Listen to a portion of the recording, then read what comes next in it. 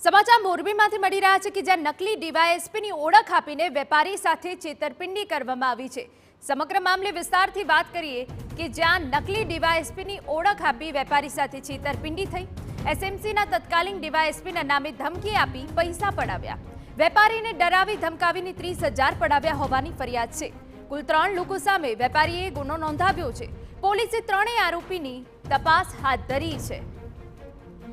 તો વેપારીને ધમકાવવામાં આવ્યો તે બાદ તેની પાસેથી રૂપિયા પડાવવામાં આવ્યા છે। આપને જણાવી દઈએ પોલીસે ત્રણેય આરોપીની શોધખોળ હાથ ધરી છે। અહીંયા નકલી ડીવાયએસપીની ઓળખ આપીને વેપારી સાથે છેતરપિંડી કરવામાં આવી છે। એસએમસીના તત્કાલીન ડીવાયએસપીના નામે ધમકી આપતા હતા અને વેપારી પાસેથી રૂપિયા પડાવતા। અત્યાર સુધી વેપારીને ડરાવી ધમકાવીને 30,000 રૂપિયા પડાવ્યા હોવાની ફરિયાદ છે। કુલ 3 લોકો સામે વેપારીએ ગુનો નોંધાવ્યો છે। હવે વેપારીની ફરિયાદના આધારે પોલીસે આ ત્રણેય આરોપીની શોધખોળ માટેની તજવીજ હાથ ધરી છે।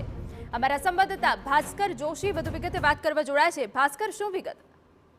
હજી ચોક્કસથી એક મોરબીના વેપારી છે તેને રૂપિયાની લેતી દેતી મામલે એક અન્ય યુવક સાથે જે વ્યવહાર કરેલો હોય જેને પગલે એક મોરબીના જ 3 જેટલા ઇસમો છે તેને ડીવાયએસપી તેમજ રાજસ્થાન પોલીસ બનીને આ યુવક સાથે 30,000ની છેતરપિંડી કરી છે અને સાથે જ તેઓને જે રૂપિયાની લેતી દેતીનો વ્યવહાર હતો તે રૂપિયા ન આપવા પડે તે માટે પણ આ જે યુવક છે તેને ધાક ધમકી આપવામાં આવી છે। જ્યારે હાલ આ મામલે Morbi city B division police મથકમાં દિલીપ જીવાણી, હિતેશ કામડિયા અને હિમાંશુ ભટ્ટ નામના 3 વ્યક્તિઓ વિરુદ્ધ ગુનો નોંધીને આગળની તજવીજ શરૂ કરવામાં આવી છે। જી બિલકુલ, આભાર તમામ વિગતો બદલ। તો વેપારી પાસેથી 30,000 પડાવ્યા છે। એસએમસીના તત્કાલીન ડીવાયએસપીની ઓળખ આપી હતી।